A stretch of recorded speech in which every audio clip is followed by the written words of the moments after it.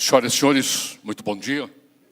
Neste momento, daremos início ao segundo dia das atividades do 8º Congresso Internacional de Direito do Trabalho, da Academia Brasileira de Direito do Trabalho e da 7ª Jornada Ibero-Americana de Direito de Trabalho e de la Seguridad Social, da Academia Ibero-Americana de Direito do Trabalho e de la Seguridad Social.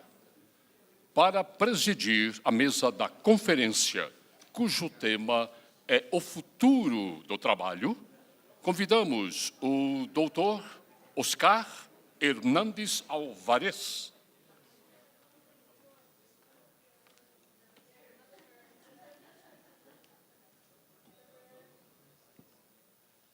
Doutor em Direito pela Universidade Carabobo da Venezuela, advogado, membro da Academia Ibero-Americana de Direito de Trabalho e de la Seguridad Social. Para também compor essa mesa, convidamos o conferencista Adrian Goldin, professor titular da Universidade de San Andrés e da Faculdade de Direito da Universidade de Buenos Aires, membro da Academia Ibero-Americana de Direito do Trabalho e de la Seguridad Social. Senhoras e senhores, eu transmito a palavra ao doutor Oscar Hernandes Alvarez.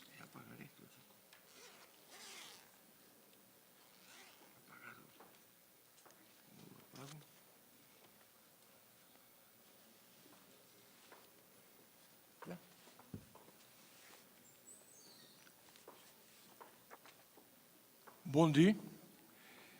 Desejo expressar minha gratidão à Academia Brasileira do Direito do Trabalho pelo gentil convite que me fez.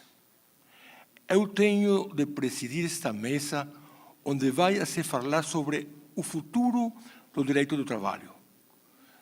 Temos a sorte de ter como palestrante a um dos juristas do trabalho mais importantes de nossa região, o professor Adrian Goldin, da Universidade de Buenos Aires. A questão do futuro do direito do trabalho está a preocupar desde há muito tempo os laboralistas. Talvez seja porque temos medo de ficar sem trabalho. Lembro-me que há muitos anos fui a um congresso em Lima. E assim que cheguei à cidade, uns colegas me convidaram para participar naquela mesma noite, junto com o sempre lembrado colega e grande amigo Octávio Bueno Magano, desta cidade de São Paulo, e com meu amigo panamenho Rolando Murgas. Eu estava andando pelas ruas de Lima, pensando um pouco sobre o que podia dizer nesse fórum para o qual tinha sido convidado de forma tão improvisada. Cheguei a uma rua cheia de prateleiras, onde as pessoas se especializavam em prever o futuro. Eu me aproximei de um homem que lia o tarô e me perguntou o que você queria saber. Eu respondi: quero conhecer o futuro do direito de trabalho. O homem olhou para mim com desprezo e disse: desculpe-me, senhor, o tarô é para coisas sérias. Assim, sem ajuda do tarô, dei o uso da palavra ao grande clarividente, o professor Adrian Goldin.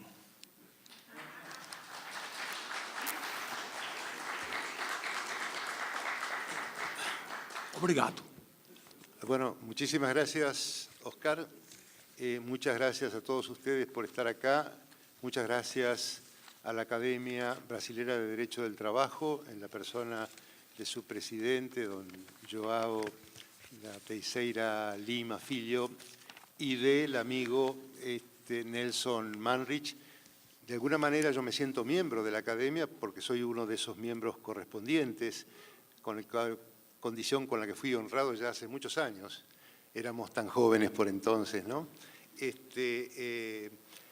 Y a la Academia Iberoamericana que integro, digamos, también mi agradecimiento por esta posibilidad de exponer esta oportunidad sobre un tema que efectivamente es un tema inaprensible, muy difícil de tratar, porque la verdad, sabemos lo que va pasando, pero no sabemos lo que va a pasar. Y entonces, cuando a mí me toca hablar, me falta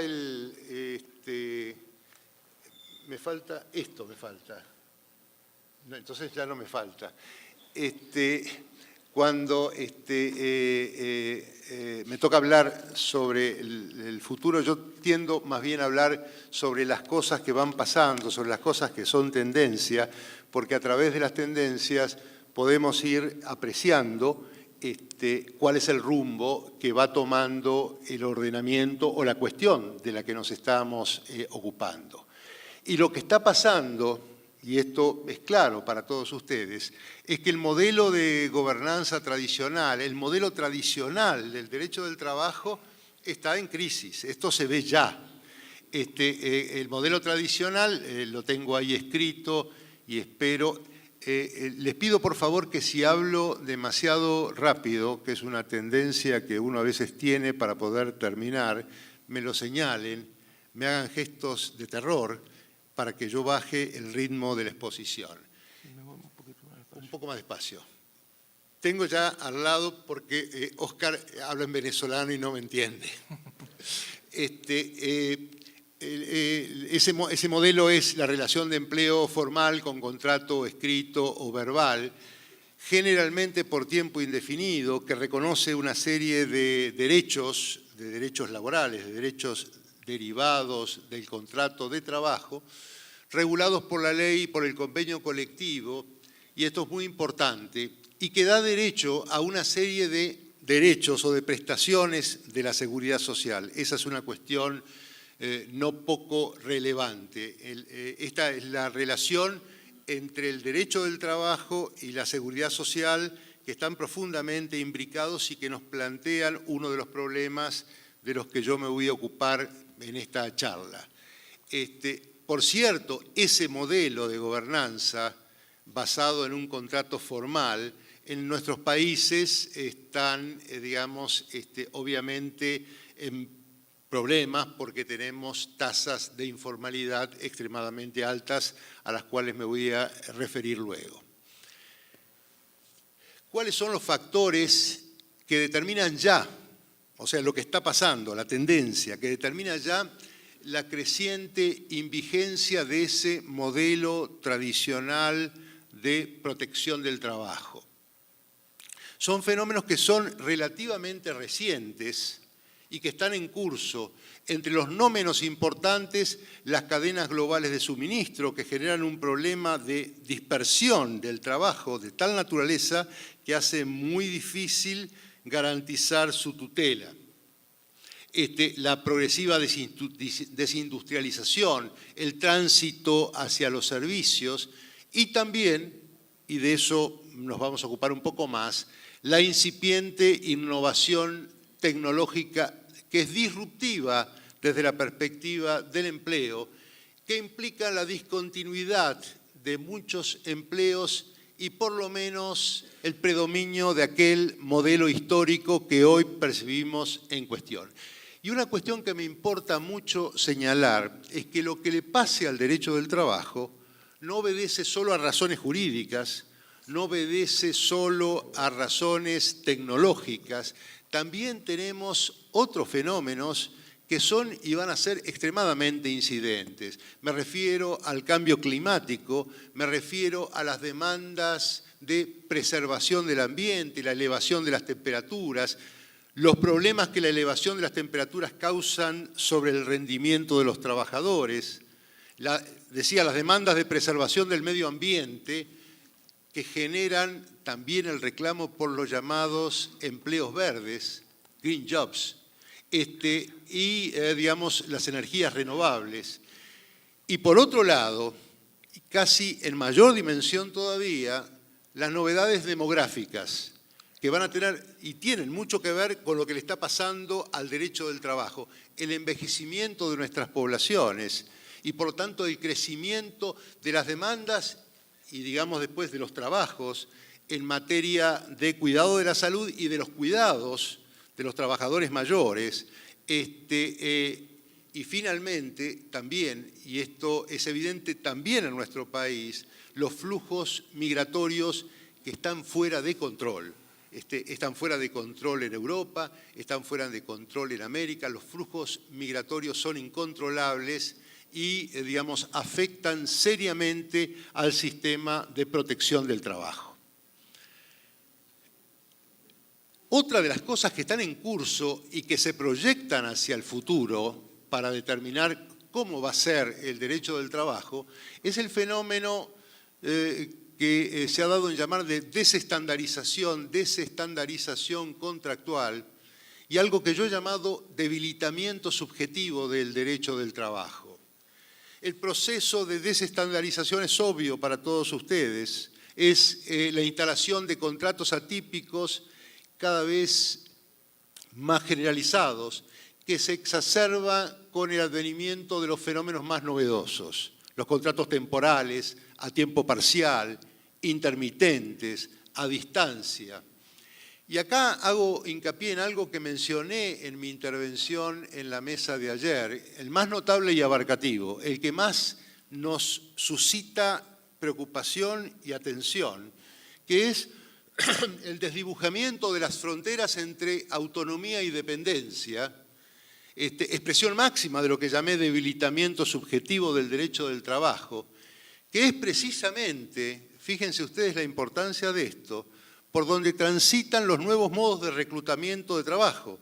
Vamos a hablar rápidamente, porque ya se ha hecho mucho y bien en el día de ayer, de la gig economía, de la gig economy, de la llamada economía colaborativa, y todas esas nuevas manifestaciones, y todas esas nuevas manifestaciones de trabajo transitan este espacio de la dudosa limitación entre la autonomía y la dependencia, que creo que es ciertamente el problema más influyente, que me hace percibir que el derecho del trabajo seguirá siendo siempre que incluya, porque si no incluye estas manifestaciones de ambigüedad, así las llamó la OIT, que las empezó a estudiar bajo la dirección de un jurista venezolano, Enrique Marín Quijada, en 1994, y que dieron lugar finalmente, también bajo la advocación de Marín Quijada, en el año 2006, a la recomendación 198, tiene que ver con esto, que está en la preocupación del pensamiento laboral y de los juristas desde hace tiempo. Y esos fenómenos, desestandarización, debilitamiento subjetivo del derecho del trabajo, y no estoy haciendo ciencia ficción, estoy diciendo las cosas que están en curso, suscitan cuanto menos dos preguntas. La primera es autoevidente, basta formularla y se entiende rápidamente. ¿Cómo hacemos para proteger a todos los que necesitan protección y que el ordenamiento tradicional ya no necesariamente les dispensa? Porque hasta ahora, hasta hace tiempo atrás, el ordenamiento dispensaba la protección a todos los trabajadores dependientes y eso ya abastecía suficientemente al sistema de protección. En este momento ya no es así y entonces la primera pregunta en la que tenemos que estar todos involucrados, pero más bien ustedes los jóvenes, porque les va a tocar resolverlo, es cómo protegemos a todos los que necesitan protección? Y la segunda pregunta es todavía más sofisticada y para nosotros, para nuestros países, parece una pregunta excesivamente pretenciosa, y es: ¿cómo protegemos a cada uno de los que necesitan protección todo el tiempo? Porque hay un fenómeno que se acrecienta y que los nuevos fenómenos jurídicos, tecnológicos, sociales, demográficos, exacerban, que es la creciente discontinuidad de las carreras profesionales. Y hoy uno de nuestros trabajadores es hoy trabajador dependiente, mañana es un hombre que está en una relación de dependencia ambigua, de autonomía ambigua, pasado mañana está desempleado, después en formación profesional, o cumpliendo obligaciones familiares, o cumpliendo obligaciones cívicas, y nosotros necesitamos asegurar a cada persona la protección todo el tiempo. Por lo tanto, registren por favor estas dos preguntas porque a mí me parecen preguntas centrales de nuestro devenir jurídico. ¿Cómo protegemos a todos los que necesitan protección? ¿Cómo protegemos a cada uno de ellos todo el tiempo? Y notar algo que es absolutamente relevante para nuestros países. Nosotros tenemos índices de informalidad que van entre un mínimo del 35% y un máximo del 70% según los países. Los fenómenos que acabo de describir y que ya están en curso, el fenómeno de la desestandarización, de la atipicidad, donde aparecen otras ideas que ustedes conocen muy bien, como precariedad, como vulnerabilidad. Cada una de estas ideas tiene su propio contenido y su propia significación. Multiplica efectos análogos a las de la informalidad, como los de la privación de derechos, por lo que hay en todos esos fenómenos de desestandarización es privación de derechos. Es interesante ir mirando cada tipo de atipicidad y entender en cada tipo de atipicidad qué tipo de derechos son postergados. Pero lo cierto es que todos tienen privación de derechos y por lo tanto yo digo que es una agudización en clave moderna del fenómeno de la informalidad por esas privaciones, de modo tal que nosotros, si seguimos con nuestros índices de informalidad del 35, del 40, del 50 o del 70, elévenlos porque con los fenómenos de la desestandarización y del debilitamiento subjetivo del derecho del trabajo, nuestros niveles de privación de derechos son sustancialmente mayores. Y lógicamente, y supongo que esto es lo que me tocaba hablar, pero de esto me voy a tender a liberarme porque no voy a decir cosas ahora, no voy a explicar cosas que fueron explicadas ayer por especialistas de modo brillante, así que las pasaré por arriba, aunque yo las preparé para pasarlas por abajo, pero digo, ahora el sentido común y la prudencia me indica cuando se ha hablado bien de eso, yo no tengo que hacer otra cosa que remitirme a los discursos serios. De todas maneras, estoy absolutamente convencido que de los efectos de esos fenómenos tecnológicos hoy no se pueden formular más que hipótesis. Ahora vamos a ver algunas cifras que ya han sido dichas, las voy a pasar por arriba, pero es evidente que si algunos dicen que la incidencia sobre la supresión de los puestos de trabajo puede ser del orden del 50% que pueden ser automatizables, y otros como la OCDE dicen que no pueden ser más del 9%, es evidente que nosotros no sabemos qué puede ser. Y tenemos que aceptarlo humildemente así, porque si queremos hacer predicciones más certeras, lo más probable es que estemos incurriendo en excesos de audacia. Alguno dice, y lo señalo para marcar la importancia del fenómeno, que el 65% de los niños que están hoy en la escuela primaria trabajarán en puestos que todavía no existen, lo cual también, debo decir, es una hipótesis, pero esa es una hipótesis probablemente menos aventurada. Esas tecnologías, de las que vamos a hablar ahora, pueden dar soporte a los trabajadores para integrar y complementar sus competencias y ahí está el fenómeno de la tecnología y el hombre trabajando codo a codo, que es una de las variantes posibles, pero puede también sustituirlos, y no sabemos en qué medida lo va a hacer. Vamos a pasar primero por el fenómeno más reconocido, porque además está más presente y lo vemos en la calle, que es el fenómeno de la gig economy o economía colaborativa. Ustedes saben que gig economy significa economía de los bolos. Los bolos en materia artística son los pequeños encargos, las pequeñas, dicen, un artista, un actor tuvo un bolo cuando tuvo una pequeña intervención en una obra de teatro o de cine. La gig economy es la economía de los pequeños encargos, es la economía del fraccionamiento de las prestaciones. Y ahí hay dos prestaciones fundamentales, y yo voy a hacer particular hincapié en la segunda, no porque la primera sea poco importante, la primera es muy importante, pero es objeto de más amplio conocimiento, porque es la que tipifica la firma Uber, digamos, que es una expresión obviamente de prestación conocida por todos. Los trabajadores on demand, como Uber, están localmente basados y delimitados geográficamente, trabajan acá. Es una manifestación mediada, intermediada por plataformas informáticas de trabajadores que prestan sus servicios en una condición muy discutible, que no voy a discutir porque me parece que ese tema también ha sido suficientemente tratado y es muy elaborado ya por la literatura y la doctrina, en tareas como el transporte por automóvil, pero el delivery de comidas, el transporte automotor, el trabajo doméstico, las reparaciones en el hogar.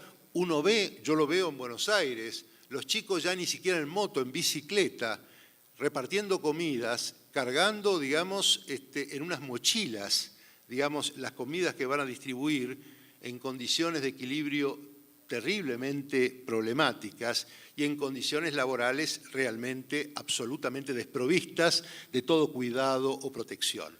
Esto está en la calle, está pasando y le dio fundamento a la conversación mía con el taxista que me fue a buscar al aeropuerto y que me contaba, y yo lo cuento de vuelta y ustedes después podrán rectificarme o rectificarlo a él, me contaba que los conductores de Uber no trabajan más de 3 meses en esa condición, porque ganan tan poco en condiciones tan lamentables que trabajan 3 meses y finalmente tienen que abandonar. Esto me hace acordar a otro tipo de prestación que yo no sé si estaba presente acá en Brasil, pero sí en la Argentina, de las chicas que vendían productos de cosmética, que eran contratadas, que eran reclutadas, que trabajaban 2 semanas, 3 semanas, un mes, le vendían a su mamá, a sus primas, a sus tías, a sus sobrinas y a sus amigas y después ya no podían vender más, pero a la empresa principal que podría nombrar, pero no la voy a nombrar, a la empresa principal ya no le interesaba y venía el que sigue. Y después está la otra tarea, el crowdworking.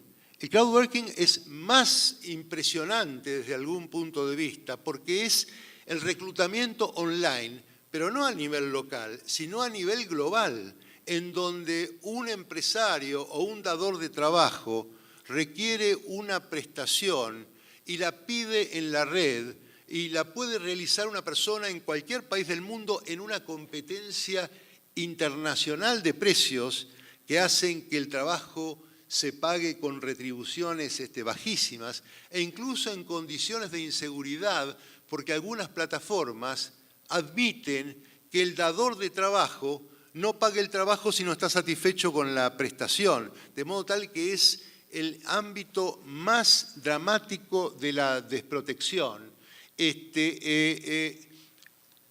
Y un dato que vale la pena retener y que no siempre se ve por ahí es que, digamos, a esta forma de trabajo del crowdsourcing, que es una de las 2 manifestaciones principales de la gig economy, se le llama el online outsourcing. O sea que es, en definitiva, una forma la más desprendida de descentralización productiva.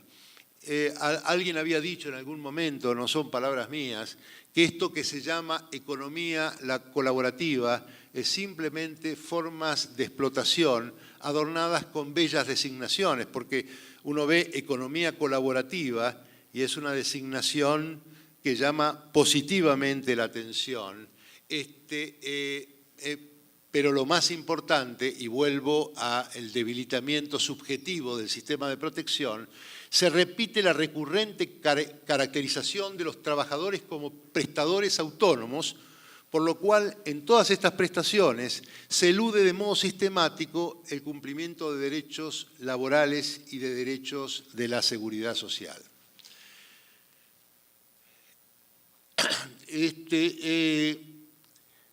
Un dato que no hay que descuidar es que estas manifestaciones, que parecen simplemente concentradas por plataformas informáticas, empiezan a ser utilizadas por las propias empresas para desprenderse de personal propio, por lo que, si bien es cierto que son manifestaciones que dan trabajo, es probable que sustituyan en condiciones de menor tutela trabajos que ya están disponibles.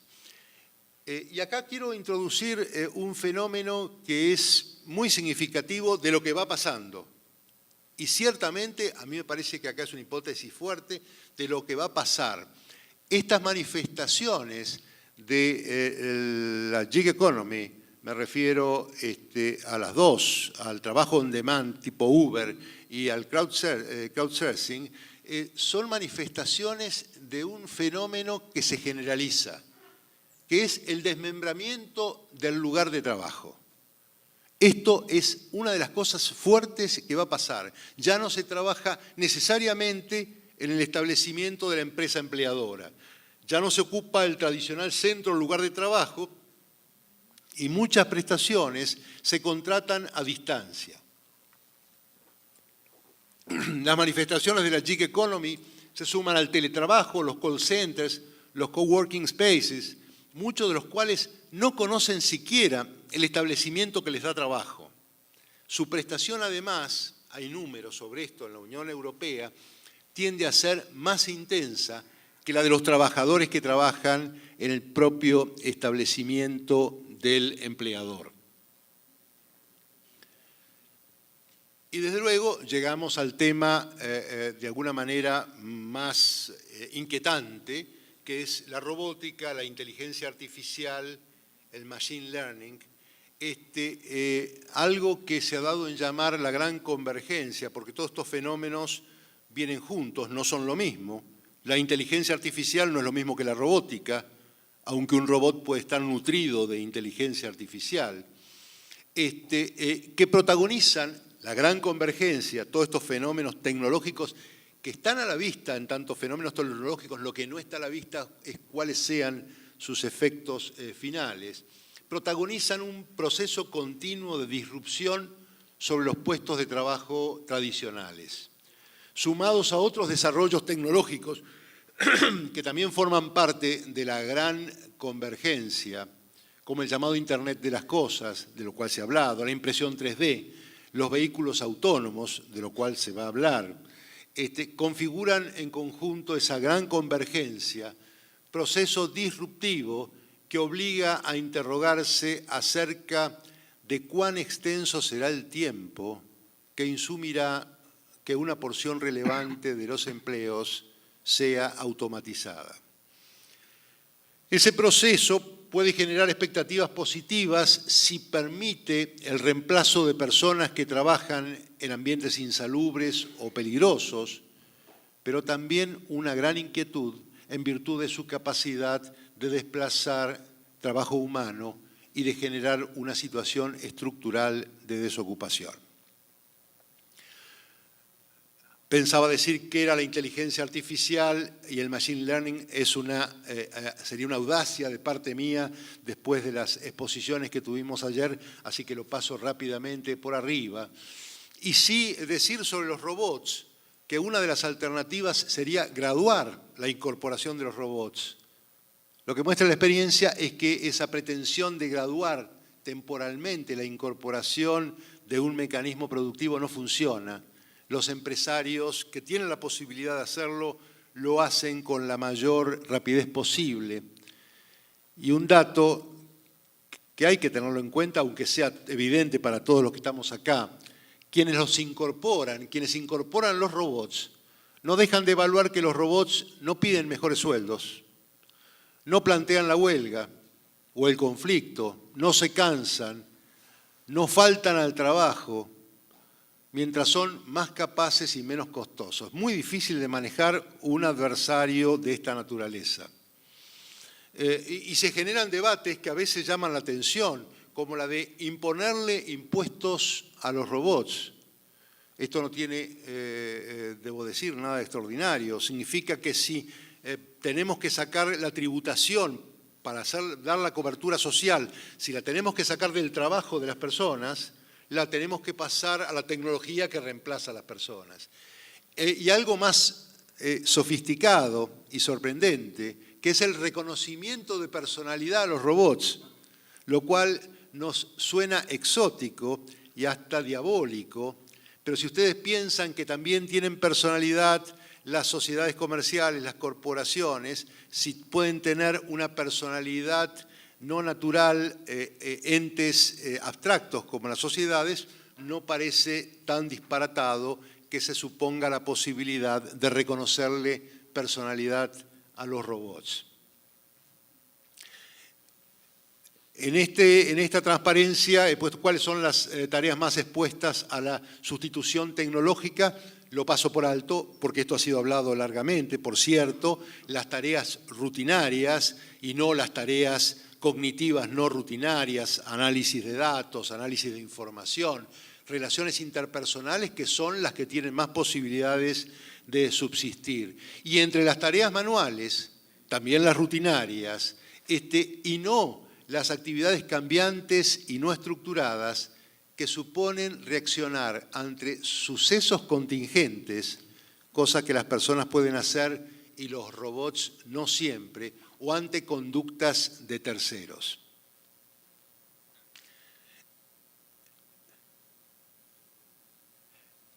Estimaciones cuantitativas, las menciono solo porque no son más que datos que requieren todavía algunos tiempos largos de verificación para mostrar que hay distintas perspectivas y que no sabemos qué va a pasar. Frey y Osborne de la Universidad de Oxford dicen que hay un 47% de las tareas que son automatizables. Y el McKinsey Institute planteó que el mismo nivel, el 46%, solo que dijo todo eso va a suceder en un plazo entre 2 y 4 décadas, lo cual ya nos empieza a dar, por primera vez y con esa amplitud, entre 20 y 40 años, un horizonte temporal para el proceso de la automatización, porque automación es en inglés. Para un estudio de los países de la OCDE, en cambio, el efecto de la automatización va a ser menos convulsivo, porque va a llegar apenas al 9%, lo cual va a plantear problemas, pero no tan intensos, como si fuera la mitad del trabajo la que estuviera expuesto a ese proceso. Y hay otros que dicen que si bien la mitad de las tareas pueden ser automatizadas, solo el 5% lo pueden ser totalmente. Ahí veríamos entonces el trabajo de las máquinas y el trabajo de los hombres codo a codo. Pero claro, piensen ustedes que el trabajo de esos hombres ya no podría ser, bajo ningún punto de vista, trabajo full time. Ya estaríamos pasando una conversión notable de los puestos de trabajo. Y hay una narrativa optimista que dice, digamos, que todas las veces que ha habido trastornos tecnológicos, irrupciones tecnológicas, finalmente esa amenaza de la destrucción de puestos de trabajo y del desempleo estructural no sucedió porque la propia tecnología permitió la incorporación de otros puestos de trabajo y la cuestión se saldó razonablemente. En cualquier caso, desplacen más o menos puestos de trabajo, lo que es inexorable, lo que sí va a suceder es que las tecnologías digitales y los demás fenómenos climáticos, demográficos que están cambiando el trabajo, van a alterar la composición de los puestos de trabajo. Y hay un tema, aunque la visión sea optimista y aunque digamos que no va a haber una supresión masiva de puestos de trabajo, hay el tema relativo a cuál va a ser la velocidad. Esto es lo más importante tal vez de todo. ¿Cuál va a ser la velocidad de la irrupción completa del fenómeno tecnológico y qué capacidad va a tener la sociedad para sostener en el camino la transición? O sea, si algo puede hacerse, es preparar mecanismos para atender la transición, lo cual requiere cobertura social y lo cual requiere cobertura formativa, porque lo que no se puede garantizar, aún en la hipótesis de que la disrupción no sea tan amplia, es cuál sea la velocidad y qué capacidad tendremos de administrar la transición. Y finalmente, una recomendación que tampoco es mía, que la he visto por ahí, pero me convenció, y es no confiarse en exceso. Porque si es cierto que siempre hubo corrección, una joven periodista, Sarah Kessler, escribió hace poco un trabajo muy interesante que está en la web, mostrando que desde tiempos inmemoriales, cada vez que aparecía una nueva tecnología, había un rechazo producto de la posibilidad de que se supriman puestos de trabajo. Y evocaba casos como, por ejemplo, en el siglo XVI, una máquina de tejer que generó un rechazo masivo porque decían que iban a dejar sin trabajo a las trabajadoras que hacían ese desempeño. Pero la pregunta, el interrogante que uno tiene que formularse, y yo me lo formulo y me parece que es inquietante, es: ¿siempre se arregló? La verdad que sí. Cada una de las 3 revoluciones industriales anteriores tuvo su propia compensación. Cada uno de los fenómenos tecnológicos que señaló Sarah Kessler tuvo su propia compensación y fue resuelta. Y si esta vez fuera distinto, y hay quienes piensan que esta vez tiene una dimensión que puede ser distinto. Ustedes saben que Stephen Hawking, cuya opinión no puede desdeñarse porque ha sido un hombre muy agudo, dijo: estamos en el peor momento para la sociedad como producto de estos fenómenos sobrevinientes. Y ahora vamos a los últimos 2 puntos de mi intervención. A mí me quedan 10 minutos y quiero cumplir con el compromiso que me vas a controlar tú de los tiempos. ¿Qué efectos tiene esto que está pasando? Todo lo que está pasando, lo que está en curso, lo que ya pasa. No todavía lo que va a pasar, lo que ya está pasando. ¿Qué efectos tienen sobre los sistemas de protección social tan íntimamente vinculados al fenómeno del trabajo? La desestandarización contractual, todo esto hemos hablado en momentos antes. El debilitamiento subjetivo del derecho del trabajo, incluyendo lo que para mí es lo más significativo, el desdibujamiento de las fronteras entre dependencia y autonomía. La opción de los empleadores por el trabajo autónomo. La opción de los empleadores por el trabajo autónomo, que es una de las manifestaciones, ustedes lo tienen presente, de la denominada huida del derecho del trabajo.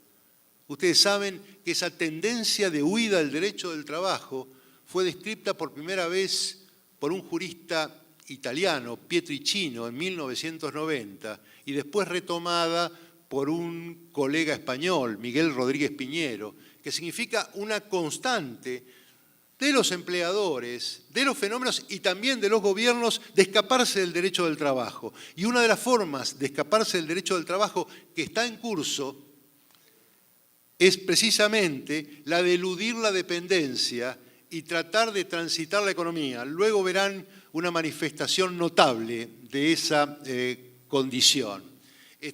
Los juristas anglosajones reconocieron que esta idea de la huida del derecho del trabajo tiene una clara inserción y reconocimiento continental. Fueron los italianos y los españoles, y no ellos, pero hoy aceptan que este es un fenómeno que está universalmente generalizado. Y esto de la huida del derecho del trabajo, exacerbado por la gran convergencia tecnológica, complican seriamente el sostenimiento de la protección social.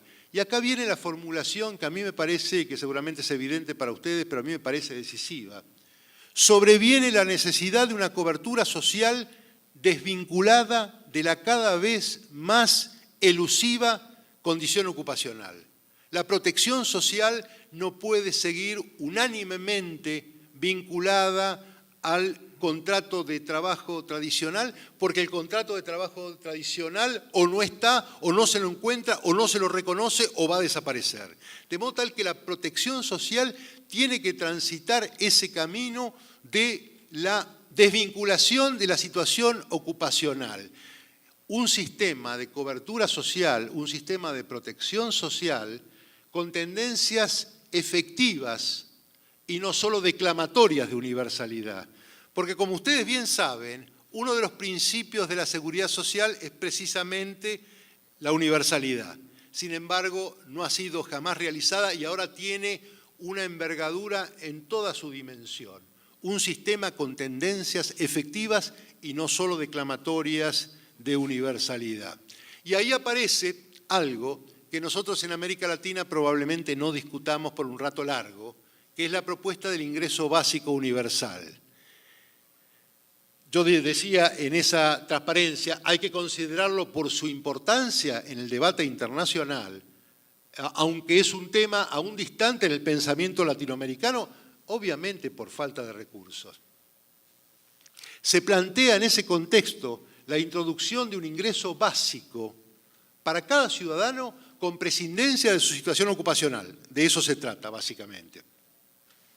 No focalizado, por tanto, para quien acredita necesidades determinadas, con financiación que total o parcialmente podría proveer la imposición de la riqueza que generan la tecnología que desplaza el trabajo de los hombres.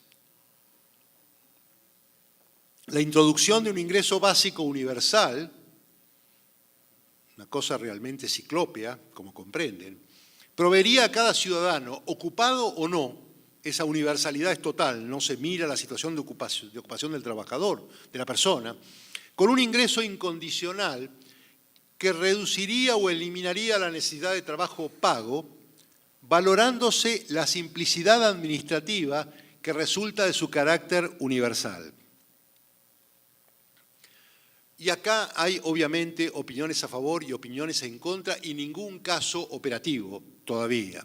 Y lo que hay en el debate es la comprobación de que hay una versión progresista del ingreso básico universal y hay una versión también neoliberal del ingreso básico universal que, se puede utilizar para sustituir todos los esquemas de bienestar de la seguridad social, los aportes de los empleadores y hasta las propias normas del trabajo. Esa es la versión neoliberal. Ahora vamos a ver, porque tiene también una evocación conceptual interesante, de protección en el mercado de trabajo y no en el puesto de trabajo. Ya enseguida rápidamente señalamos eso. Y en el mismo sentido, pero distinto, camina la recomendación 202 de la OIT sobre los pisos de protección social, que consagra la necesidad de establecer por lo menos pisos de protección para los niños, para los trabajadores mayores que no tienen beneficios jubilatorios y para los trabajadores pobres que no alcanzan a subvenir sus necesidades, pero que deja bien en claro, y por eso no puede confundirse con la versión neoliberal del ingreso básico universal, deja en claro que no debe afectar los sistemas existentes de seguridad social y los sistemas contributivos de seguridad social porque tienen una ventaja, y es que convocan la financiación por parte de los propios empleadores y, por cierto, también de los trabajadores. En el tema de los pisos de protección social se están haciendo muchas cosas y muy interesantes. Es un tema que vale la pena seguir y para lo que significa este discurso tiene que ver con esa necesidad de desvincular la protección social de la situación ocupacional del trabajador. Y para el derecho del trabajo, ¿qué queda? Hay una jurista de NYU, de la Universidad de Nueva York, muy joven y brillante, Cynthia Eslund, que tuve el gusto de conocer y tratar, que cita a un banquero de inversión que se pregunta, esto en inglés yo lo digo en español para no ridiculizar mi pronunciación, yo no quiero que ustedes se rían de mí, soy muy vanidoso y por lo tanto no toleraría que se rían de mi pronunciación. El banquero de inversión dice, ¿puedo automatizarlo? Puesto de trabajo, ¿puedo automatizarlo? Si no es posible, ¿puedo externalizarlo o subcontratarlo? Si tampoco lo es, ¿puedo encomendarlo a un contratante independiente? Si no puedo, esa es la única condición en que contrataría a un trabajador. Y esa es la perspectiva que naturalmente se enfrenta. Y desde esa perspectiva la automación aparece como una alternativa de la descentralización productiva. Yo dije antes, se lo ha llegado a llamar online outsourcing, y un factor de acentuación del debilitamiento subjetivo del sistema de protección laboral. Esto que medidas del tipo del ingreso básico universal constituyen expresiones de la denominada, es un debate instalado en el mundo, de la denominada protección en el mercado. El sistema le quiere ofrecer a los trabajadores protección en el mercado, por ejemplo, con la estabilidad de los ingresos, eso es el ingreso básico universal, para reemplazar la tradicional protección en el puesto de trabajo que provee el derecho del trabajo. Sin embargo, la estabilidad de los ingresos, de la protección en el mercado, del ingreso básico universal, no basta para satisfacer las necesidades de tutela, como es evidente para todos los que profesamos esta técnica, ciencia, derecho, rama del derecho del trabajo. Al menos protección contra la discriminación y otros derechos fundamentales, regulación del tiempo de trabajo, protección de la privacidad en el trabajo contra los excesos de monitoreos tecnológicos invasivos, protección contra los excesos en el ejercicio del poder disciplinario. Y entonces, sobre el ordenamiento por venir, yo no tengo respuestas, pero tengo algunas de las preguntas y las leo rápidamente, solamente para decir esto que debe ser construido, a partir de qué preguntas debe ser construido. Los interrogantes que suscita. ¿Es todavía pronto, excesivamente pronto, para regular los nuevos fenómenos? ¿Deben regularse ya las plataformas informáticas? ¿Los autónomos? ¿Convendría regular el espacio de la ambigüedad, autonomía, dependencia? Insisto, para mí un tema absolutamente central, como hicieron los españoles con el TRADE, han hecho en Canadá, han hecho en Hungría, han hecho en Alemania. Digamos, ¿debemos hacerlo genéricamente? ¿Debemos crear para ellos estatutos autónomos de tutela? Estatutos para los trabajadores reclutados por medio de plataformas, para los teletrabajadores, para los trabajadores de los call centers, para ciertos trabajadores independientes. Y tengo todavía algunas preguntas más. ¿Es ya el tiempo de regular los problemas de privacidad producidos por las tecnologías modernas de monitoreo? ¿Ya se puede hacer? ¿Cómo tratar desde las normas los fenómenos de la desmembración del lugar de trabajo y la disolución del tiempo de trabajo? Desmembración del lugar de trabajo y desilusión del tiempo de trabajo son dos características netas que seguramente tenga el trabajo, pero ya lo tiene, lo está teniendo. Yo insisto en esta necesidad de ir acercándonos al futuro a través de las tendencias en curso, que a mi juicio es el modo más serio de no hablar simplemente de ciencia ficción. ¿Qué modo de tratamiento para los trabajadores sujetos a contratos atípicos? ¿Habría que procurar normativamente la reducción del tiempo de trabajo, como postulaba muy fuerte el sociólogo italiano Domenico Di Masi? Digamos, parece que sí, parece que hubiera sido muy eficaz.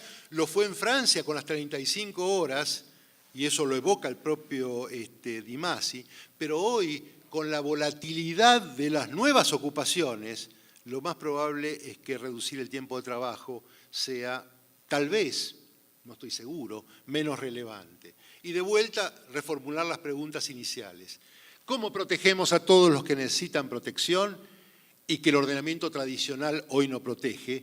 Y finalmente, ¿cómo protegemos a cada uno de los que necesita protección todo el tiempo? Les aclaro que algo de esto, de proteger a cada uno de los que necesita protección, algo se ha hecho en Francia, por ejemplo. Le compte personnel d'activité es un camino hecho en el sentido de buscar la continuidad de la protección de los trabajadores sujetos a condiciones crecientes de discontinuidad de sus carreras. El campo de lo colectivo lo voy a pasar por alto. Es interesante, pero debo respetar el tiempo porque acá tengo al presidente que me mira, digamos, indignado, digamos, así que voy a tratar de hacerlo más rápido. Además, ya han pasado los 3 minutos. Voy a las últimas 2 transparencias. No, esta es una ocurrencia mía personal y por lo tanto no hay que darle bolilla, lo paso también. Yo le he dado mucha importancia al tema de la seguridad. Yo creo que lo que sufren los trabajadores crecientemente son fenómenos novedosos de inseguridad y a partir de 1994 se cambió el concepto de seguridad del Estado por el concepto de seguridad humana y yo he hecho un estudio tendiente a ver cómo el concepto de seguridad puede ser un factor central en un ordenamiento de protección del trabajo. Es propaganda personal, no le preste la atención. Protección social y protección del trabajo. Viene la vinculación de los dos fenómenos. Numerosos países con distintos niveles de cobertura y compromiso fiscal han expandido con sentido de universalidad, prescindencia de la situación ocupacional, los componentes no contributivos de la protección social, permitiendo cerrar, aunque en forma bastante desigual, las brechas de la seguridad social contributiva que hoy no pueden dar las respuestas por los problemas que hemos señalado. A su vez, diversos fenómenos evocados, particularmente el de la desestandarización contractual del derecho del trabajo, producen un resquebrajamiento de la unicidad regulatoria. ¿A qué llamo unicidad regulatoria? Nosotros tenemos un ordenamiento histórico, en donde tenemos un ordenamiento completo dedicado a una figura que es la dependencia. Estos fenómenos de desestandarización tienden a quebrar ese fenómeno de la unicidad regulatoria, que fue dominante en algún momento y que parece que no podrá seguir siéndolo. No es desdeñable la hipótesis de que el ordenamiento laboral evolucione en el sentido de la diversificación creciente de sus contenidos, concibiendo normas y estatutos distintos para categorías diferenciadas. De la unicidad regulatoria, todo un ordenamiento para una categoría, que es el trabajador dependiente, a un sistema de diversificación regulatoria con estatutos diferenciados para categorías diferenciadas, en donde, déjenme decirlo, el trabajador dependiente va a continuar siendo una de las categorías que van a tener su estatuto de protección que probablemente sea similar o el mismo que tenemos hoy en curso. Y la última transparencia, lo juro, por formular una mínima conclusión,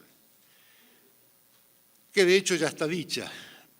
Mientras que en el campo de la protección del trabajo parece debilitarse el fenómeno de la unicidad reglamentaria, un régimen jurídico casi exclusivo para una categoría dominante que es la del contrato de trabajo dependiente, de modo que el sistema de protección del trabajo se fragmenta.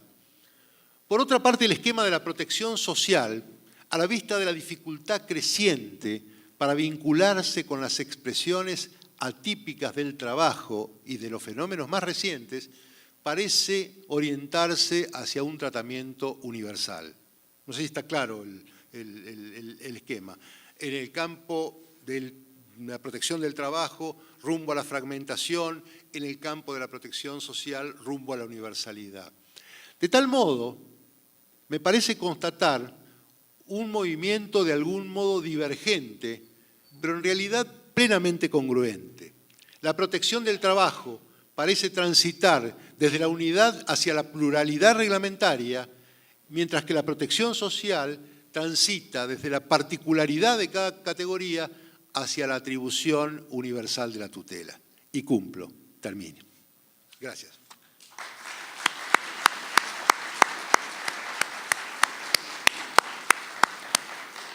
Muchas gracias, Adrián. Gracias. Brillante. Bem, senhoras e senhores, e para entregar o certificado de participação ao ilustre, nós convidamos o acadêmico Luiz Carlos Amorim Robortella, diretor de Relações Internacionais da Academia Brasileira de Direito do Trabalho. Dedicado y todo. Muchas gracias. Se lo muestra a Susana. Bien, bien. Escrito en portuñol.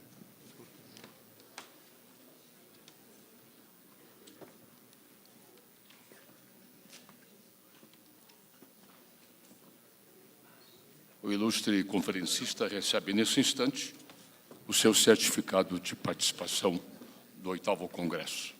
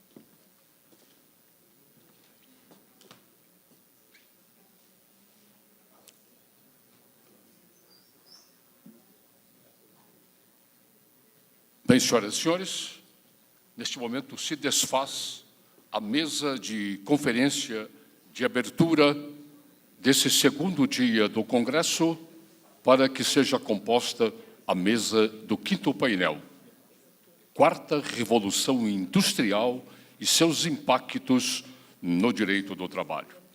Enquanto preparamos a mesa para o painel a seguir, informamos as senhoras e os senhores que está à disposição para aquisição na livraria LTR neste Congresso a obra de Jorge Pinheiro Castelo, Panorama Geral da Reforma Trabalhista, Aspectos de Direito Material. Também à disposição de todos a obra da coordenadora Carolina Tupinambá, Soluções de Conflitos Trabalhistas, Novos Caminhos. E ainda uma outra obra de Geraldo Magela Melo, A Reconfiguração do Direito do Trabalho a partir das redes sociais digitais, de acordo com a reforma trabalhista e com o marco civil da internet.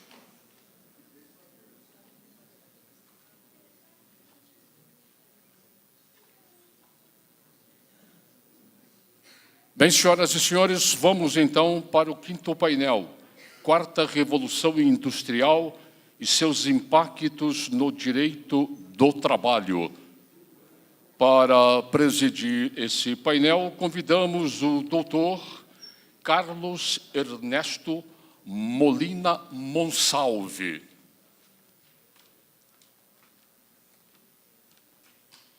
Ex-magistrado da Câmara do Trabalho do Supremo Tribunal de Justiça da Colômbia, especialista em normas internacionais de trabalho e previdência social, International Training Center of ILO.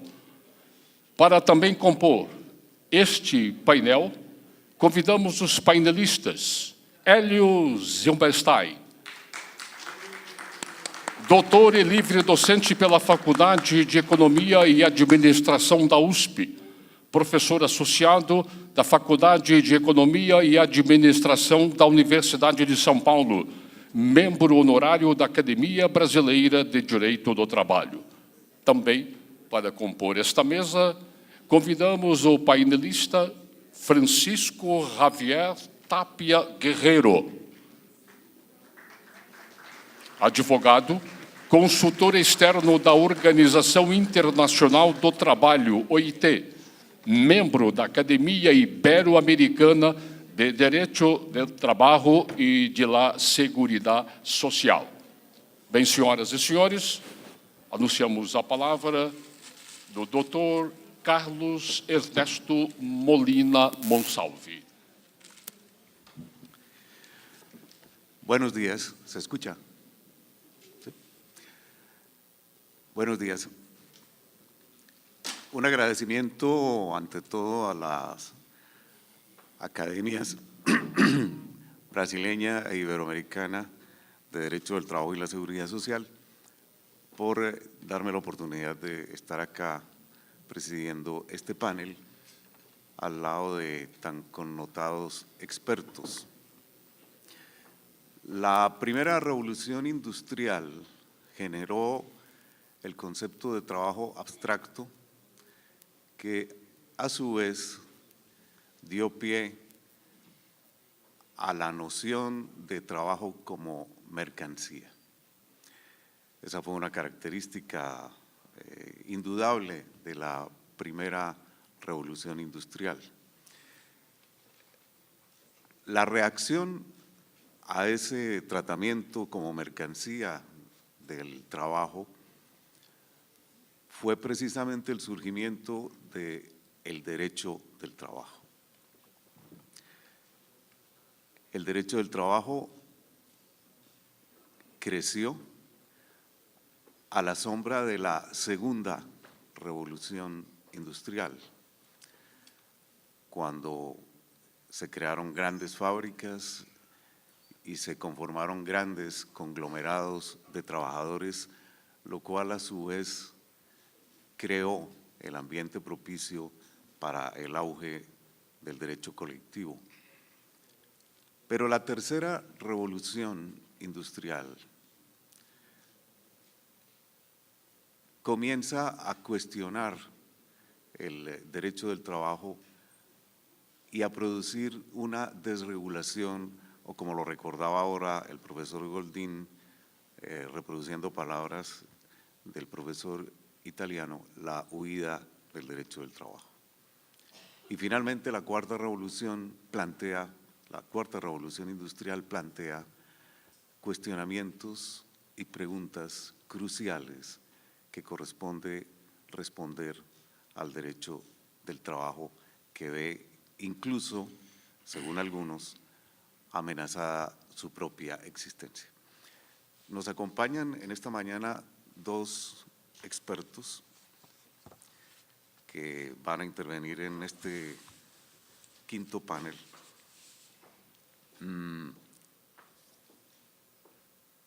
Inicialmente el profesor Elio Silberstein, que es doctor y docente de la Facultad de Economía y Administración de la Universidad de Sao Paulo, profesor asociado de la Facultad de Economía y Administración de la misma universidad y miembro honorario de la Academia Brasileña de Derecho del Trabajo. Y el doctor Francisco Javier Tapia Guerreiro, que es abogado, consultor externo de la Organización Internacional del Trabajo y miembro de la Academia Iberoamericana de Derecho del Trabajo y de la Seguridad Social. Inicialmente, el doctor Silberstein nos hablará de una revolución de las competencias y los nuevos trabajos y formas de trabajar. Contratos de empleo aún tendrían espacios y justificaciones. Dejo la palabra entonces al professor Elias Silberstein. Muito obrigado. Muito bom dia a todos e a todas.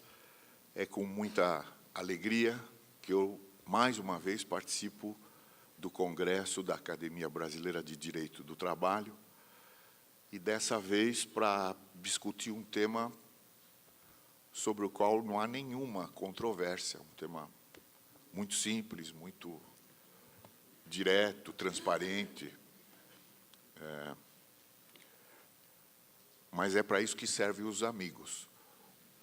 O Nelson me propôs esse tema, eu disse para ele que eu fiquei entusiasmado, que era isso que eu queria, mas, na verdade, eu estou aqui para sofrer com vocês.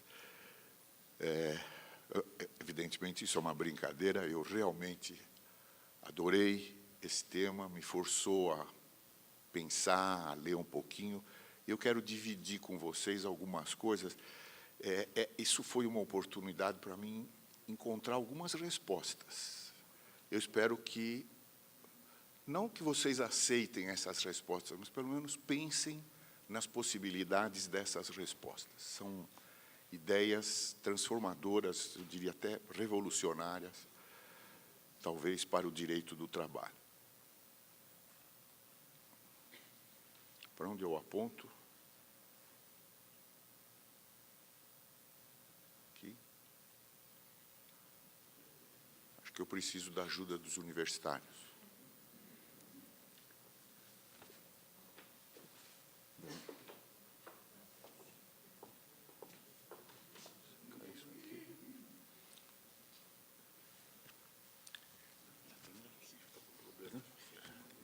La tecnología.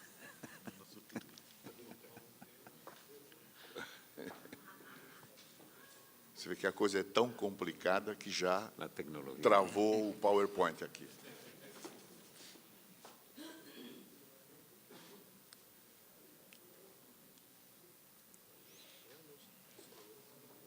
Um momento.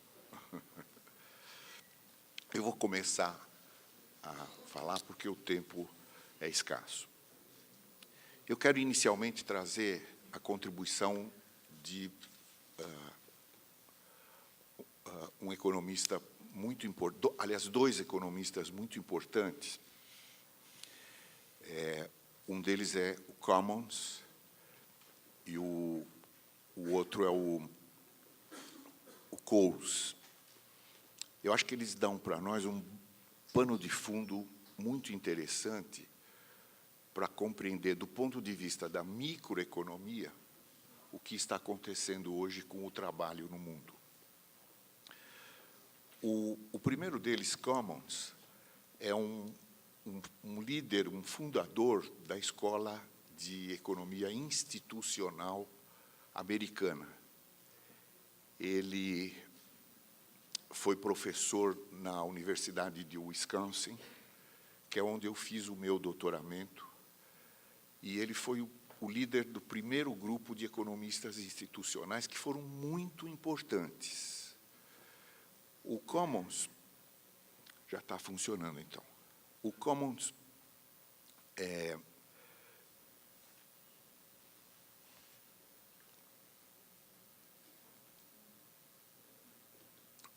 ele fez um estudo no começo do século passado sobre os sapateiros na Filadélfia. E ele mostrou a transformação provocada pela chegada do trem, da linha férrea. Vocês imaginam, num país com aquela vastidão de espaço, os sapateiros tinham um mercado cativo em cada cidade onde eles moravam. Quando chega o trem, o sapateiro começa a enfrentar a concorrência de um outro sapateiro que está a 300, a 500 quilômetros. E essa concorrência afetou profundamente os preços dos sapatos, a renda dos sapateiros.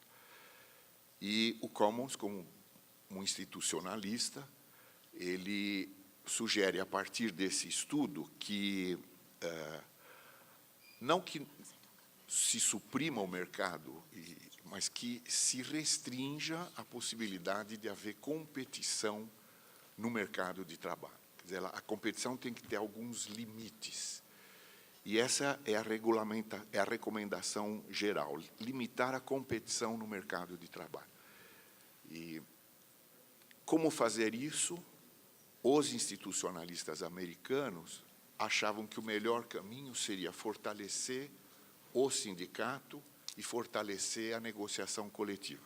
Eu não vou entrar em detalhes, porque essa escolha é muito típica dos americanos, mas o fato é que eles tiveram uma importância muito grande. Só para vocês terem uma ideia, o estado de Wisconsin foi o primeiro a ter seguro-desemprego. E na grande recessão dos anos 30, eles tiveram um papel muito importante na formulação do New Deal. A gente acha que o New Deal é basicamente uma política de promover o gasto do Estado, porque para sair da recessão, o Estado tem que gastar, tem que aumentar seus gastos, e isso ativa a economia, ou como dizem os economistas, aumenta a demanda agregada, e aí a economia começa a andar. Vejo que essas coisas são tremendamente atuais. Nós estamos passando no Brasil um problema que decorre do exagero do uso desse tipo de política nos anos recentes. Agora, o que ele tem a ver com o New Deal? É que eles viam na possibilidade de fortalecimento da negociação coletiva um espaço para o crescimento. Tá, ok, obrigado. O fortalecimento dos sindicatos provocaria um aumento nos salários, e isso aumentaria o consumo dos trabalhadores e reforçaria a política de aumento do gasto do governo. A demanda agregada subiria mais e o país sairia mais rápido da recessão. Eles lideraram toda a reforma sindical que os Estados Unidos fizeram nos anos 30, não vou entrar em detalhe. A maioria dos países adota um caminho um pouco diferente, que é enfatizar a legislação e não tanto a negociação. Mas o fato é que todos os países usam uma mistura de legislação e de negociação coletiva como mecanismos de regulamentação do mercado de trabalho. Então, a mensagem desses economistas é restringir a competição no mercado de trabalho. A inovação tecnológica aumenta as fronteiras do mercado, e isso degrada a remuneração e as condições de trabalho dos trabalhadores. O segundo economista que eu gostaria de mencionar é o Ronald Coase. Esse é um prêmio Nobel. Ele escreveu um artigo de 17 páginas, que, por causa desse artigo escrito em 1937, ele ganhou um prêmio Nobel em 91. Ele faleceu poucos anos atrás, com uma idade perto dos 100 anos. E ele era economista, mas fez a carreira dele na Universidade de Chicago, na Escola de Direito. Então, é um economista institucionalista muito ligado à ideia de regulamentação do mercado de trabalho. E ele tinha uma pergunta: o que é uma empresa? Ou, como os economistas dizem, o que é uma firma? E ele ele propôs a ideia de que existem custos nas transações econômicas. A transação econômica não custa só o preço, ela custa um esforço para ser feita, os custos de transação. No caso da empresa, o custo de transação pode ser entendido como o custo de coordenar a produção. A empresa não pode sair na rua todo dia e contratar um trabalhador, um fornecedor, juntar e produzir. Ela tem que ter contratos, ela tem que ter hierarquias, ela tem que ter relações permanentes, e isso significa que ela tem custos para coordenar tudo isso. Mas incorrer nesses custos é mais eficiente do que ir para o mercado todo dia. Vejam, um economista dizendo que o mercado é bom, mas que ele não é totalmente eficiente, ele não resolve tudo. Você precisa ter alguns mecanismos para poder usufruir do mercado e reduzir um pouco os graus de liberdade. Isso é bom. Então, a mensagem dele é que, mesmo que a empresa seja uma organização hierarquizada, burocratizada, ela ainda assim é uma solução melhor do que ir para o mercado todo dia. E a grande pergunta dele era entender por que o surgimento, naquela época, do grande conglomerado, da grande corporação, e quais os limites dessa corporação. Então, o que ele via é que as empresas, para ganhar eficiência na coordenação, traziam tudo para dentro. E aí elas cresciam. Qual o limite? O limite é que ela vai trazendo para dentro até que a próxima atividade que ela trouxer para dentro vai aumentar o custo de coordenação dela num nível maior do que o custo que ela teria de contratar fora. Então, a própria análise de custo e benefício da internalização dá os limites do tamanho da corporação.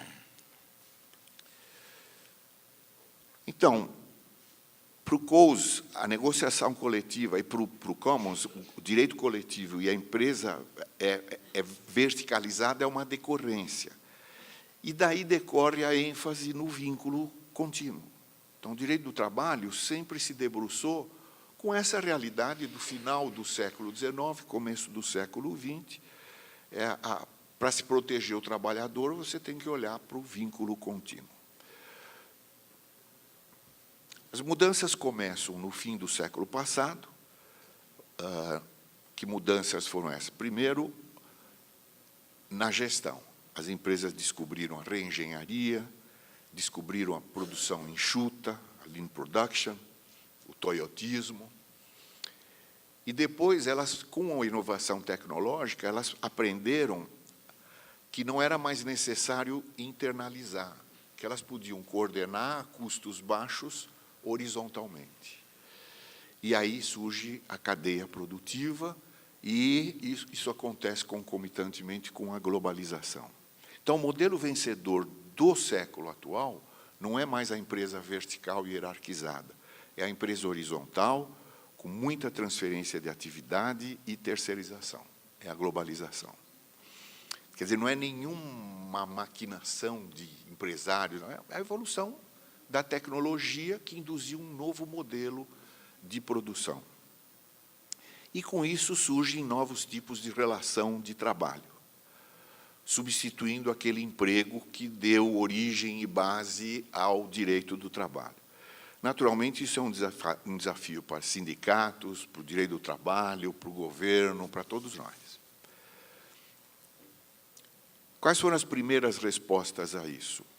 Códigos de conduta das grandes empresas, cláusulas trabalhistas nos blocos regionais, a OIT, várias respostas, cláusula social, trabalho decente. Os sindicatos tentam coordenar sua relação com as multinacionais, e surge o acordo marco.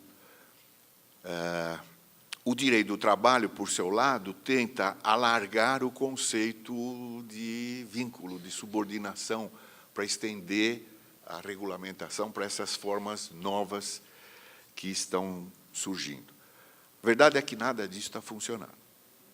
As novas formas estão aí e estão aguardando um novo olhar para a proteção dos trabalhadores.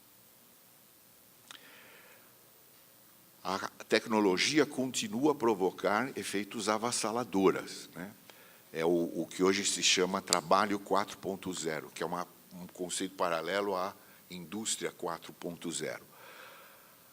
Agora, além da tecnologia provocar tudo isso, quer dizer, a empresa 4.0, a onda mais ameaçadora que a tecnologia está trazendo não é tanto da inteligência artificial, dessa grande inovação na tecnologia, na internet, mas é o trabalho operado à distância.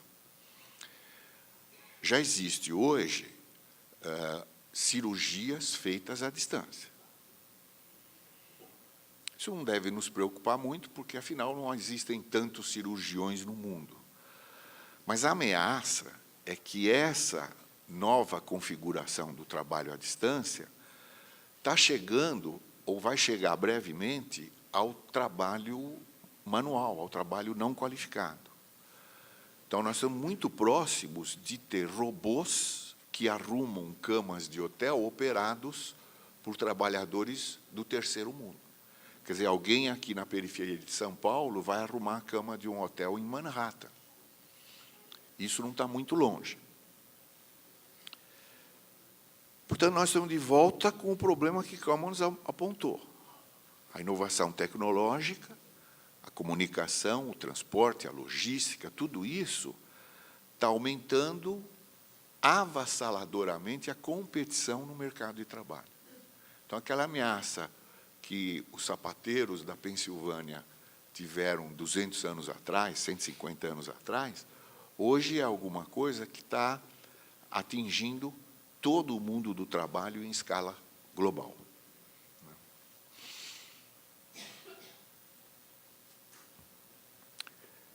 Há um debate, já foi mencionado, o trabalho vai desaparecer, vai diminuir ou vai crescer.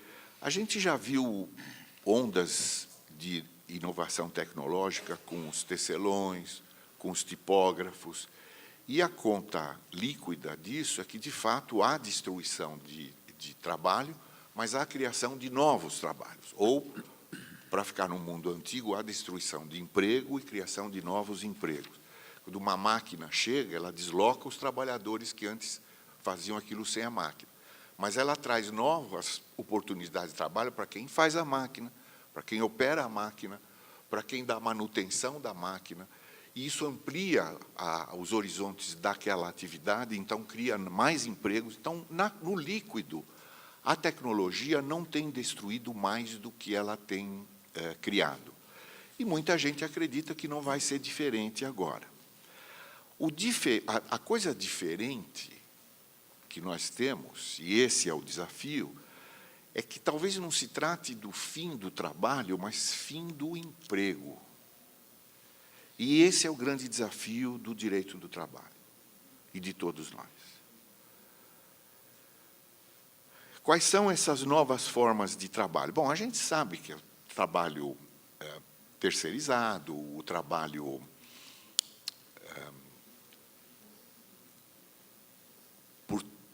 o contrato por tempo determinado, enfim, essas formas foram as primeiras a crescerem. Mas há um trabalho da Aero Foundation muito interessante que relaciona essas mais outras formas de trabalho recentes. Acabou ficando muito pequena essa linha, mas um deles é o compartilhamento do trabalho. Quer dizer, o mesmo trabalhador é contratado por diversas empresas. A outra é o compartilhamento do trabalhador. E agora o compartilhamento do trabalho. A empresa ela troca o empregado que estava em jornada integral por 2 ou 3 empregados em jornadas parciais. Com isso, ela adquire mais flexibilidade no uso do trabalho. O gestor interino.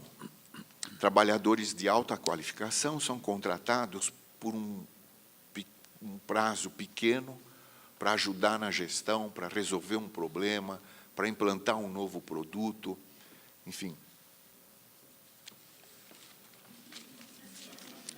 30 minutos? Opa! E eu vou tentar ser mais rápido. E o trabalhador casual, quer dizer, a empresa pode dispor do trabalhador e não precisa usá-lo o tempo todo, mas pode usá-lo à medida que ela precise. Isso está acontecendo, são formas de contratação na Europa. O trabalho móvel, realizado à distância, com base em tecnologia. Quer dizer, o trabalhador está do outro lado do mundo fazendo alguma coisa para uma empresa que está aqui. O trabalho de portfólio, quer dizer, o mesmo trabalhador tem um portfólio de contratantes. O trabalho em multidão, crowdworking, quer dizer, o trabalhador faz parte de uma nuvem de trabalhadores e a empresa contrata esses trabalhadores e divide uma atividade em pequenos pedaços. E o trabalho colaborativo. Quer dizer, autônomos, pequenos empresários, se juntam para trabalhar junto, para trocar informações, para ganhar escala, porque eles todos individualmente são muito pequenos. Esses são os 8 tipos que emergiram mais recentemente, isso na União Europeia, e isso está chegando a todos os países no mundo. Qual o direito de trabalho que vai emergir disso? Eu tive a oportunidade de ler esse autor, Mark DeVos, e ele tem propostas muito interessantes e muito provocativas. Eu vou resumi-las aqui. Primeiro, ele identifica 3 megatendências. Eu sinto muito, eu vou estourar esse tempo. Não muito, mas eu vou estourar.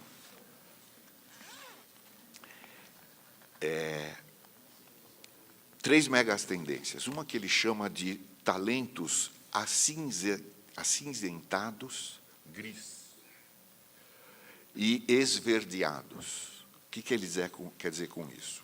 Isso aqui, ó. Eu deveria estar em casa de pijama. Estou aqui. Sou professor aposentado, estou na USP, estou batalhando.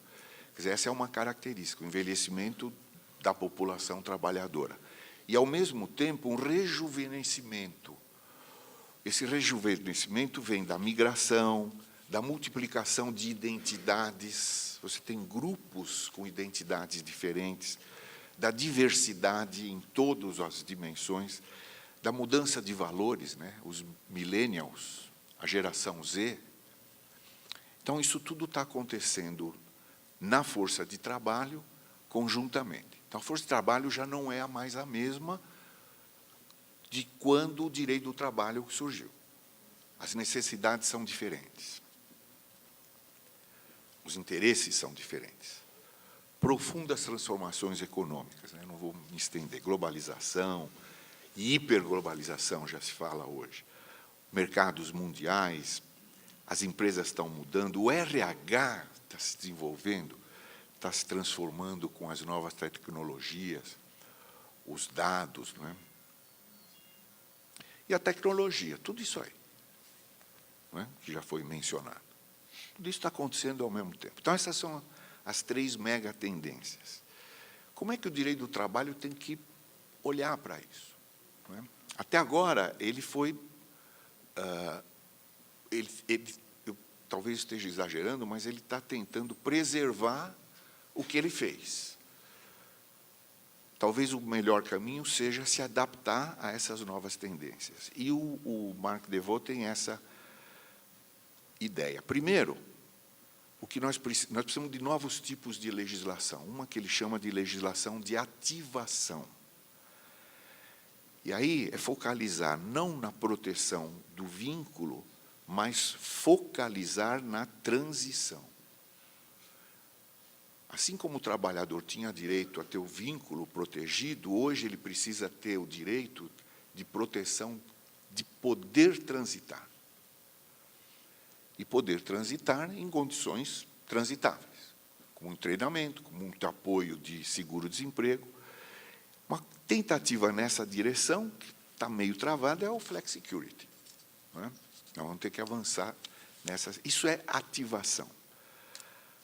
Agora, a resistência tem produzido efeitos ruins, porque ela tem resistido à transição. A resistência tem produzido um uso maior de trabalho temporário, principalmente para os jovens. Quer dizer, os jovens deveriam estar sendo protegidos para transitar, e eles estão condenados a não transitar, a ficar como temporários. Outro problema que a legislação e o direito do trabalho têm percorrido, transformar a proteção em indenização. E o que nós precisamos para ativar é substituir a restrição e a proibição na demissão pelo direito à transição, uma transição protegida. Outra, legislação de carreiras. Essa multiplicidade de contratos, ela precisa ser aceita no direito do trabalho de forma a permitir que os trabalhadores transitem entre cada uma dessas formas de contratação e acumulem direitos nessa transição. Vou dar um exemplo. O sistema, isso já foi dito na mesa anterior, os sistemas de aposentadoria precisam ser unificados. E o direito que eu acumulei, a minha aposentadoria, num tipo de contrato, tem que ter mobilidade para ser levado para outro tipo de contrato e voltar para ele, e no fim da minha carreira eu tenho preservado e acumulado meus direitos. Eu quero dizer que eu tenho trabalhado em proposta na FIP de reforma da Previdência, e uma dessas coisas, antes de eu ler isso, já há 10 anos a gente está propondo, que o fundo de garantia seja transformado em um recurso para adquirir planos de aposentadoria capitalizados, com portabilidade. Para onde eu for, eu levo a minha conta e vou comprando o plano de aposentadoria até o final, inclusive os funcionários públicos. Essa é uma das propostas que está aqui nesse formato de legislação de carreiras, né? Quer dizer, facilitar, abrigar, permitir, preservar o trânsito nas carreiras. Hoje, o direito do trabalho está aprofundando a segmentação, e o que nós precisamos, e isso é muito ruim, porque o que ele está acabando fazendo é que a gente tem o pessoal que está fazendo belas carreiras aqui em cima e o pessoal estagnado aqui embaixo. Com essa visão de proteger a carreira, nós podemos proteger esse pessoal da base da pirâmide. Rapidamente, legislação da qualidade do trabalho. Essa é a grande preocupação do trabalho de direito historicamente. O que é qualidade do trabalho? Não só remuneração mínima, mas condições de trabalho, jornadas. Isso tem que ser preservado e unificado em todas essas possibilidades de contratação. Legislação do talento. Esse tem que ser o coração do novo direito do trabalho. As pessoas têm que ser encorajadas, protegidas e promovidas nos seus talentos. A aquisição de talento tem que ser permanente, ao longo da vida. E o direito do trabalho precisa garantir isso. E o direito da ativação. Eu tenho que ter o direito de ativar. A Bélgica acabou de mudar o seguro-desemprego dela, de forma que, nos 6 primeiros meses, os trabalhadores têm um benefício maior. E, se ficarem mais de 6 meses desempregados, o valor do benefício vai diminuindo. Essa é uma maneira de induzir o trabalhador a se reciclar e arrumar um emprego logo, porque o seguro-desemprego não vai durar para sempre no mesmo valor. Ativação. Esse é um direito do trabalhador. Quem viver, verá. Eu espero não ter... Não, espera um pouquinho. Tem um recado importante. Eu espero não ter escandalizado muitos vocês, mas esse texto me provocou profundas reflexões. Eu quero fazer um merchandising. Por favor, visitem esse site. Nós temos agora acompanhado 40 resultados da negociação coletiva. Contribuições sindicais, benefícios de alimentação, planos de saúde. Vale a pena visitar, minha recomendação. Muito obrigado.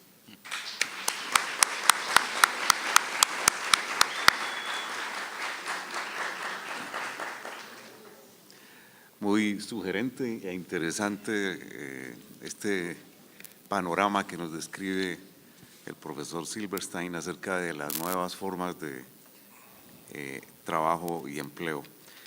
Ahora voy a dar la palabra al profesor Francisco Javier Tapia. Él nos va a hablar sobre desarrollos fácticos y jurídicos de las nuevas tecnologías, el caso del automóvil autónomo. Profesor Tapia tiene la palabra. Muchas gracias, profesor. Buenos días, cordial saludo a todos, especialmente a nuestro presidente Joao y al querido profesor Manrich.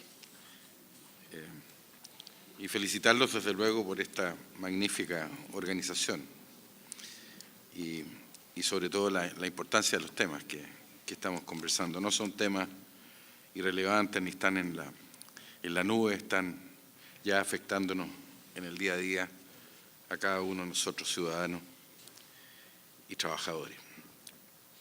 Por lo tanto, yo no sé mucho de automóvil, tengo que confesarlo, y probablemente algunos de ustedes tampoco, pero tenemos que ver en clave jurídica qué significa este fenómeno del automóvil autónomo y de qué forma puede estar repercutiendo en el sistema de relaciones laborales. Una primera reflexión es que da la impresión como ciudadano que este desarrollo científico, esta innovación permanente y todas estas nuevas formas de organización del modo productivo no tiene límite. Posiblemente antes pensábamos en que se quedaban en una literatura fantástica o en una ciencia ficción. Y la verdad es que día a día nos vamos asombrando con todas estas modificaciones que en el caso del automóvil autónomo da un paso más allá, creo yo, de todo este proceso de descentralización productiva que se ha producido a partir de la separación del trabajo y el lugar de trabajo, o a partir de la fragmentación del trabajo por la vía de decisiones empresariales. Y es que a mí lo que me parece relevante en clave de derecho laboral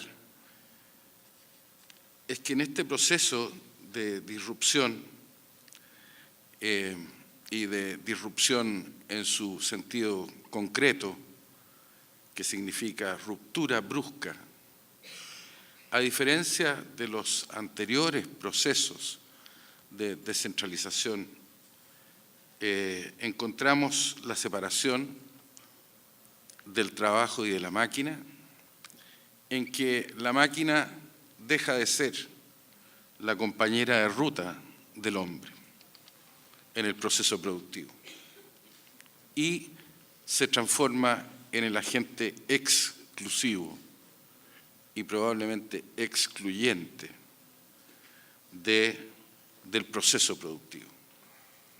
Posiblemente lo que el profesor Aguiar llama el primer círculo. Entonces, esto tiene un significado jurídico distinto de estos otros procesos que estábamos observando y viviendo en la transformación de la empresa y del modo productivo. Hay un cambio cualitativo, que es la marginación de la persona, la exclusión de la persona y la autonomía de la máquina en el proceso productivo. Nuestra discusión anterior era de qué forma incorporamos al trabajador dentro del ámbito de protección de la legislación laboral. El profesor Goldín hacía muy bien la referencia a esta dicotomía autonomía-dependencia. Pero en este proceso nuevo, o al menos más impactante, ya no se trata de la aplicación de la ley del trabajo al trabajador o de una ley inspirada en el derecho común. Se trata simplemente de que no hay personas trabajando. Y por lo tanto, obviamente, no hay código del trabajo y no hay discusión sobre la autonomía o la dependencia. Se corre un cerco, paréntesis, traté de buscar la traducción de cerco al portugués y no me atrevo a decirla porque no sé si será efectivamente la idea que estoy transmitiendo o queriendo transmitir. El límite, la frontera, parece ser la palabra más adecuada. Se corre la frontera. Antes, el campo estaba diseñado para que el trabajador quedara afectado o protegido por distintos estatutos jurídicos. Hoy día ese cerco se corre y el trabajador queda fuera del marco productivo. Por lo tanto, el tipo de problemas que nos lleva a enfrentar son distintos a aquellos otros anteriormente conocidos. Y por eso es que lo más probable, y en esto lo digo solamente a modo de reflexión inicial, conversábamos ayer con Adrián, hace 25 años no imaginábamos estos temas, estábamos hablando de teletrabajo, jornadas parciales, etc. Hoy día estamos hablando de cosas que nos parecían inverosímiles y probablemente nuestros hijos y nuestros nietos van a ver otro escenario. Entonces el tema requiere de una política de derecho, una respuesta desde el derecho, pensando particularmente en que esta es una nueva cuestión social y en consecuencia con nuevas exigencias. Y tomo la expresión del profesor Manrich en uno de sus trabajos. Constituyen desafíos de orden económico, pero también desafíos enfrentando a la dignidad del trabajador. Y por lo tanto las respuestas obviamente no son simples. Desde luego pareciera ser de que una respuesta posible, dadas las experiencias pasadas, es una respuesta de abstencionismo, de no hacer nada y de dejar que fluya el libre juego de la economía. Otra respuesta también posible es de la intervención normativa o social y por lo tanto de una respuesta que tienda a ampliar el ámbito de protección no ya frente al trabajador sino como una política social. Y en ese sentido pareciera ser interesante también rescatar la necesaria revisión de los principios laborales, porque el escenario ha cambiado. Y pareciera ser de que alcanza una dimensión mucho mayor de la que tácitamente aceptamos, pero que debemos reafirmar. Es que no hay solamente un principio protector en el derecho al trabajo. El principio principal, a mi juicio, es el principio de la dignidad de la persona humana. Y por lo tanto, ese principio nos lleva a encargarnos de la mayor realización espiritual y material posible para las personas. Y en consecuencia, este es un problema de sociedad que debe también la sociedad resolver. Y en términos de tendencias, de posibles vías, pareciera ser de que hay respuestas que ya por lo demás se están insinuando, tanto desde fuera del derecho al trabajo como desde dentro del derecho al trabajo. Una posible respuesta desde fuera del derecho al trabajo ya se anuncia, y también lo decía el profesor Goldín, a través de las políticas tributarias, es decir, como un do des de lo que significa establecer a la máquina como el agente exclusivo del modo productivo, desplazando el trabajo de las personas. Otra respuesta posible es a través de las políticas contributivas a la seguridad social o a la protección social, radicadas pues, probablemente en los beneficiados del cambio tecnológico y excluyente de las personas. Pero también es posible a lo mejor encontrar soluciones desde el derecho del trabajo. Se hacía referencia a la jornada de trabajo, una alternativa. Se hacía referencia, o se hace referencia más bien en la discusión general, a la formación profesional que debe cambiar radicalmente. Sí, la imaginación nos queda chica. Sí, el cambio tecnológico implica una velocidad constante. que nos va modificando también el modo productivo.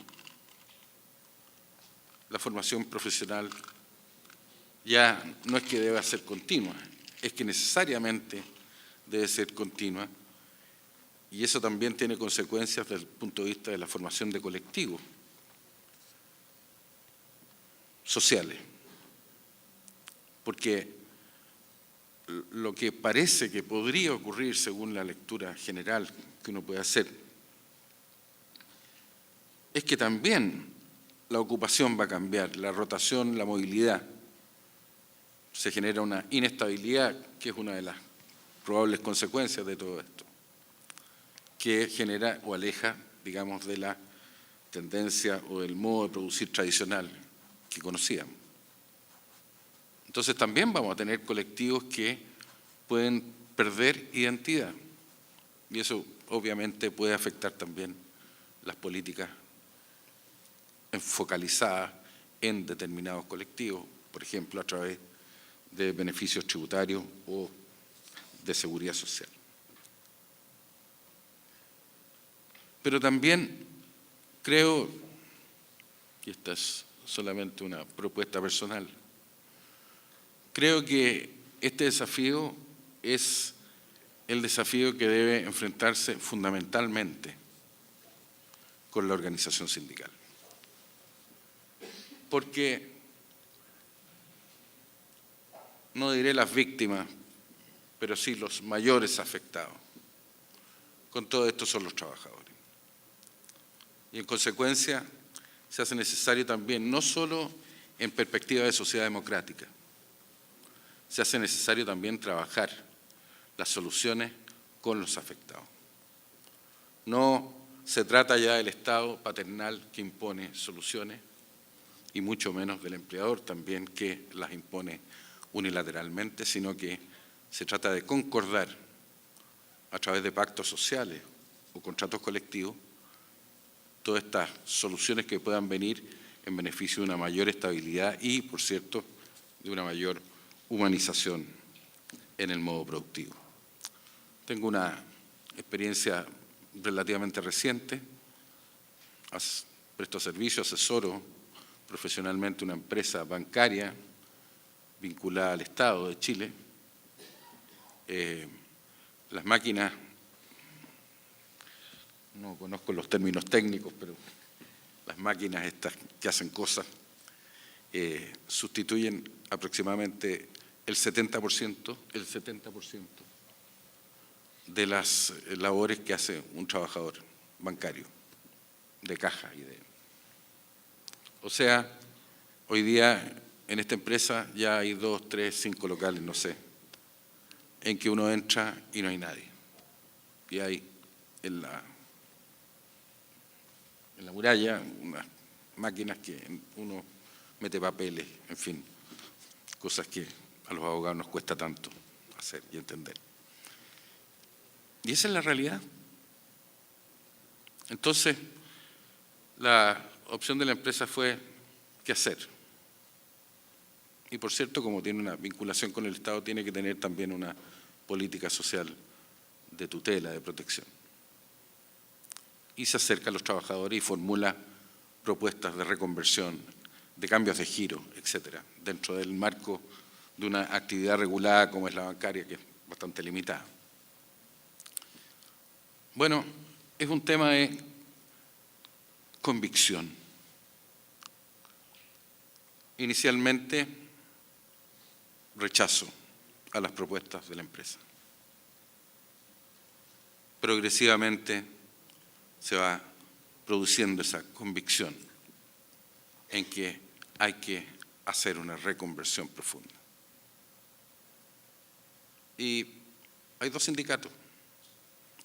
Hay un sindicato que está por el diálogo y por el acuerdo, y hay otro sindicato que está en una actitud, yo diría, más de rechazo de estas propuestas y de una reivindicación más clásica. Claro, lo que pasa es que en este caso el proceso es violento y los cambios se producen de un día para otro y en forma muy significativa. Entonces, hay una necesidad social de ir generando esa conciencia, que es conciencia democrática, porque lo que hay que generar es la convicción, la aceptación de lo que es, de la realidad que tenemos, y por lo tanto la necesidad de solucionar mediante los acuerdos, sobre todo mediante el diálogo, estos desafíos que se nos presentan y que desde luego tienen también, y no son solamente un tema jurídico o un tema económico, también tienen un alto contenido ético. Muchas gracias.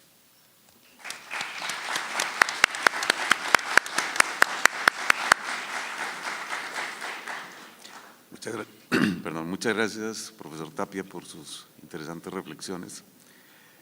De esta manera damos por concluido este quinto panel sobre la cuarta revolución industrial y sus impactos en el derecho del trabajo. Muchas gracias. Bem, senhoras e senhores, e para entregar os certificados de participação à mesa, nós convidamos a acadêmica Joselita Borba Nepomuceno, por favor.